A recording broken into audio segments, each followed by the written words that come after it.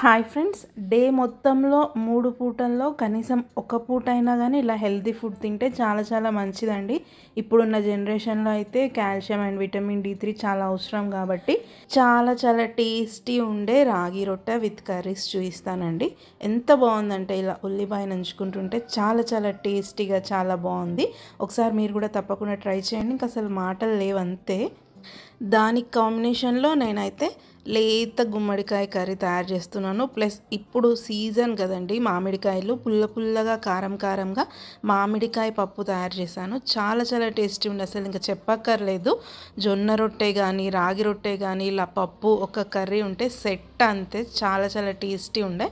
So ఇలా అంతా కూడా పీల్ తీసేసుకొని చిన్న చిన్న ముక్కలుగా కట్ చేసుకుంటున్నాను గుమ్మడికాయ. ఇది పైన గ్రీన్ కలర్ ఉంది, అబ్జర్వ్ చేశారా? ఇది లేతగా ఉంటుంది కాబట్టి చాలా తొందరగా అయిపోతుంది కర్రీ, ఎక్కువగా శ్రమ అవసరం లేదు. సో చూసారు కదా, కొంచెం కట్ చేసుకునేది ఒకటి ప్రాసెస్ ఎక్కువ. ఆనియన్స్ ఇలా సన్నగా పొడవుగా స్లైసెస్ లాగా తయారు చేసుకోవాలి. తర్వాత పచ్చిమిర్చి ఇలా చీలికలుగా వేసుకోవాలి. పచ్చిమిర్చి పేస్ట్ కాకుండా జస్ట్ ఇలా చీలికలుగా వేసుకోవాలి. దీనికోసం కొంచెం గానుగ నూనె, లైట్గా ఫ్రెష్గా తయారు చేసినటువంటి పూస నెయ్యి వేసానండి. నెక్స్ట్ ఆవాలు, జీలకర్ర, ఇంకా మనం తిరువాతలో ఏదైతే వేసుకుంటామో అవన్నీ వేసుకోవాలి. నెక్స్ట్ సన్నగా కట్ చేసినటువంటి ఆనియన్స్, చీల్చిన పచ్చిమిర్చి, ఫ్రెష్ కరివేపాకు అన్నీ వేసుకొని లైట్గా ఇలా కలుపుకోవాలి. కొంచెం సాల్ట్ వేసుకుంటే తొందరగా వేగుతాయి కదా. సో నేనైతే ఇక్కడ కొంచెం సాల్ట్ అయితే యాడ్ చేసుకుంటున్నాను. చూసినట్టయితే నేను క్యాస్ట్ ఐరన్ పెనంలో అయితే తయారు చేస్తున్నాను ఈ కర్రీ. చాలా చాలా టేస్ట్ ఉంటుందండి. క్యాస్ట్ ఐరన్ పెనం నుంచి టేస్ట్ యాడ్ అవుతుందంటే నేను కూడా ఇంతవరకు నమ్మలేదు, కానీ చాలా చాలా టేస్టీ ప్లస్ హెల్తీ కూడా. ఐరన్ అనేది మన ఫుడ్లోకి యాడ్ అవుతుంది. సో చూసినట్లయితే ఫ్రెష్ అల్లం వెల్లుల్లి పేస్ట్, ఇంకా కొంచెం పసుపు యాడ్ చేసి కట్ చేసి పెట్టుకున్నటువంటి గుమ్మడికాయ ముక్కలను వేసి ఒకసారి కలిపి మూత పెట్టి సిమ్లో పెట్టానండి. ఇంక అంతే, ఎలాంటి ప్రాసెస్ లేదు. మనం మూత పెట్టినట్టయితే అవి చక్కగా మగ్గిపోతాయి. కాసేపు తర్వాత ఓపెన్ చేసి చూస్తే సాఫ్ట్ అయి ఉంటాయి. లేదంటే లైట్గా వాటర్ వేసుకోవచ్చు. కొంచెం మందమైనటువంటి కడాయి తీసుకున్నాను కాబట్టి నాకైతే అసలు వాటర్ యాడ్ చేయాల్సిన అవసరం లేదు. గుమ్మడికాయలోనే ఉన్నటువంటి వాటరే సరిపోయిందండి. సో చూసారు కదా, మధ్యలో ఒకసారి కలుపుకొని మూత పెట్టేశాను.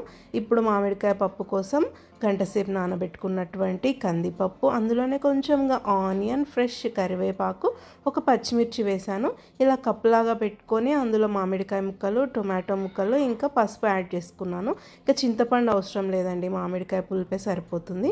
3 విజిల్స్ ఇచ్చిన తర్వాత సో చూసారు కదా, ఇప్పుడు చక్కగా దీన్ని ఇందులో కలుపుకొని రుచికి తగ్గ సాల్ట్ వేసుకొని కాసేపు మగ్గించుకోవాలి. అన్ని ఫ్లేవర్స్ అన్నీ కూడా చక్కగా యాడ్ అవుతాయి.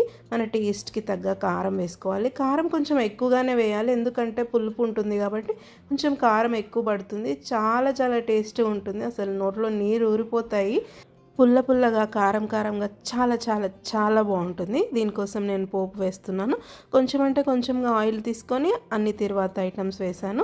2 వెల్లుల్లి ఇలా దంచి వేసుకున్నాను. ఇంకా ఒట్టిమిరపకాయలు చింపి వేసుకున్నానండి. అవి చాలా చాలా టేస్టీగా అండ్ చూడ్డానికి కలర్ఫుల్గా ఉంటుంది. ఫ్రెష్ కరివేపాకు వేసి ఇలా ఇందులో పోపు కలుపుకున్నాను. చూసారు కదా, ఇప్పుడు కొంచెం నీళ్ళగా ఉన్నా కానీ కాసేపు అయిన తర్వాత చక్కగా వస్తుంది కన్సిస్టెన్సీ. గుమ్మడికాయ కూడా రెడీ అయిపోయిందండి. సో చూసినట్లయితే మనం అన్నీ వేసాం ఇంగ్రీడియంట్స్, మెత్తగా అయితే సరిపోతుంది.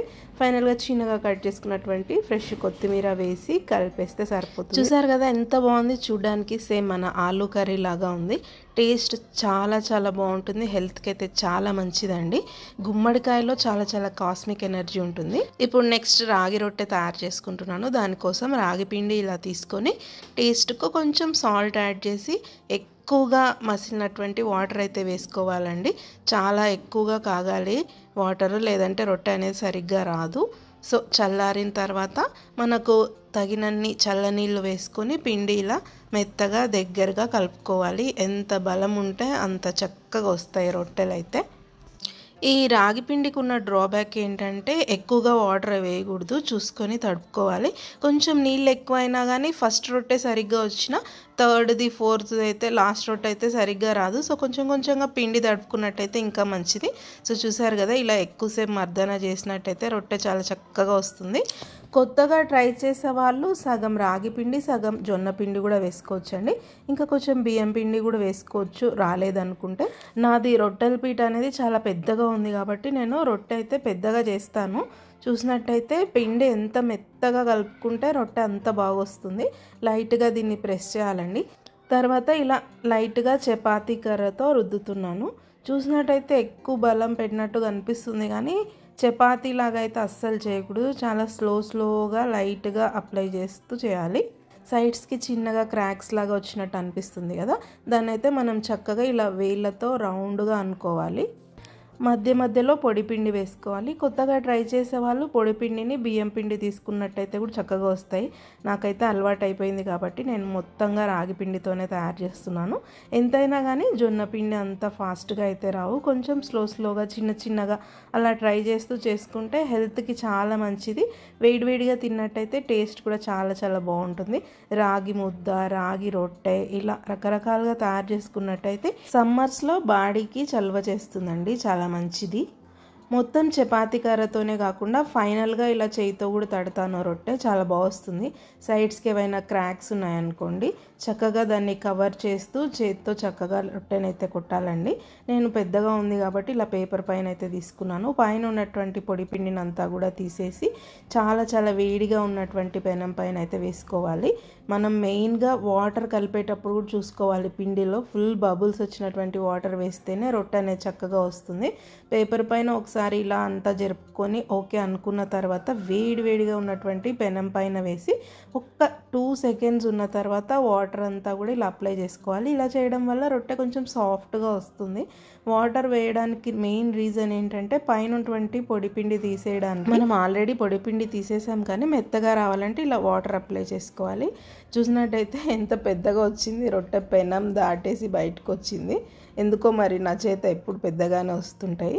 పర్లేదు, సైడ్స్ ఒక్కటి కొంచెం తర్వాత తీసేసినా సరిపోతుంది. లేదంటే మనం తిప్పేసినప్పుడు కూడా కాల్చుకోవచ్చు. ఒక 2 సెకండ్స్ ఆగిన తర్వాత దాన్ని ఫ్లిప్ చేసుకోవాలండి. చూసారు కదా ఎంత చక్కగా ఉంది రాగి రొట్టె. చూడ్డానికి కూడా చాలా బాగుంది, టేస్ట్ కూడా చాలా బాగుంటుందండి.